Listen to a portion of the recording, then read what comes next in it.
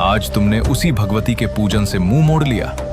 तुमने मेरा ही नहीं, देवी का भी अपमान किया है। सुमति घबराकर बोली, नहीं पिताजी, खेल खेल में मुझे ध्यान ही नहीं रहा, और माता तो अपने बच्चों को क्षमा कर देती हैं। लेकिन पिता का क्रोध शांत नहीं हुआ। उन्होंने क्रोध में कहा, यदि ऐसा है तो सुन लो सुमति, तुम्हें अपने कर्मों का फल मिलेगा।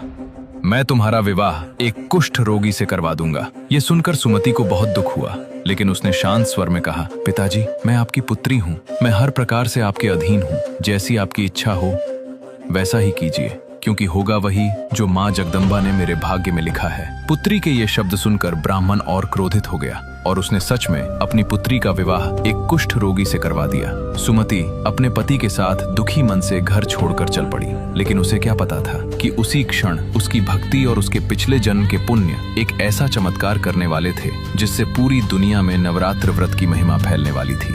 रास्ते में अचानक कुछ ऐसा हुआ जिसे देखकर सुमति भी स्तब्ध रह गई।